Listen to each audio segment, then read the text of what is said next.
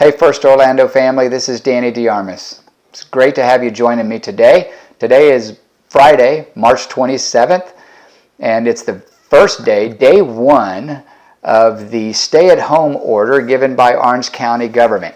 And I think some of the surrounding counties as well.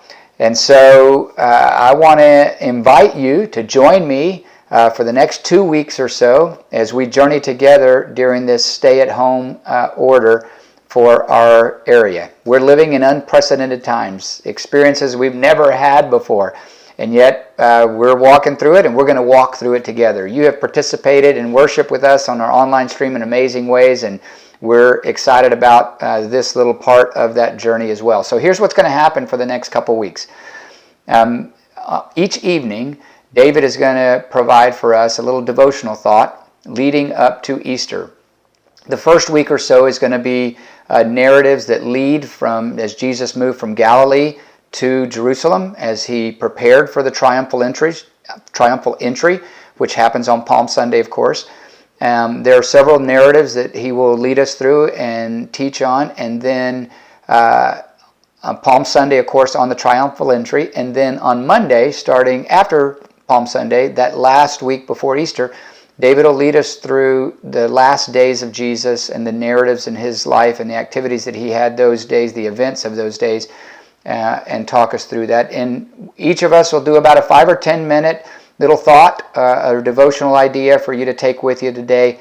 And it's just a way for you to stay connected and stay focused on the things that are most important during this very unusual season. It's a season of firsts for a lot of us. We've never walked this path before. And so I just want to encourage you, in the midst of all of that, to not take it for granted and to not waste it. I believe that God can do something really special in each of our lives. I'm looking forward to my personal devotional life with Him, the time that I spend with Him, for God to develop, or for me to develop intimacy with Him that I've not experienced before. I'm also looking forward to opportunities that He's going to give me to talk to people, maybe in my neighborhood or in other places where my running group and things like that, where we'll have more time but still keeping our distance. But people are more relaxed. There's not the intense pace that there usually is. People aren't in a hurry like they normally are.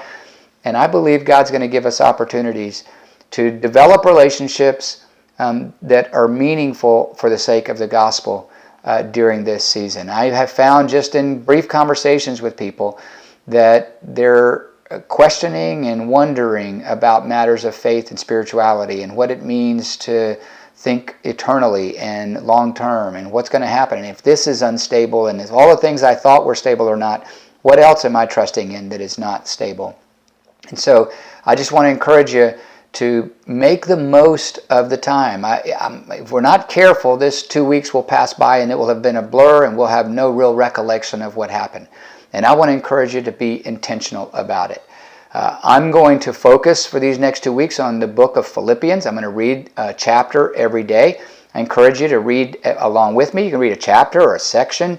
I'm not going to really teach through it or anything, but there'll be places like today in just a second, pull a phrase or a verse that is particularly meaningful and how it spoke to me, and that might resonate with you as well. But the reason I'm focusing on that book is because Paul writes that when he's under persecution. He's imprisoned, actually, and he and Timothy write this together.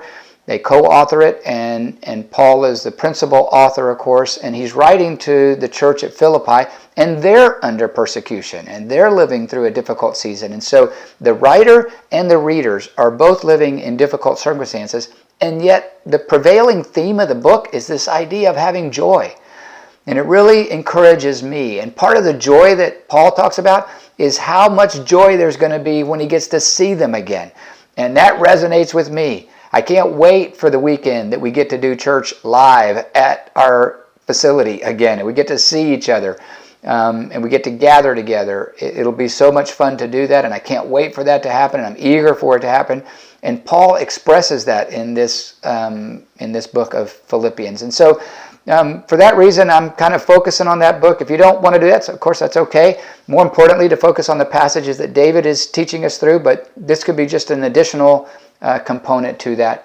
There's a verse in chapter 1 that I came across today, in Philippians chapter 1, verse 27 says, let your manner of life be worthy of the gospel of Christ. Let me read it again. Let your manner of life be worthy of the gospel of Christ. Or another way to say that, let the way you live be a good representation of what it means to love Jesus. And I want to encourage us in that manner. If there's anything I would say is I want us to make sure we use the time that we have for these 2 weeks, not lose the time that we have. And we need to use it.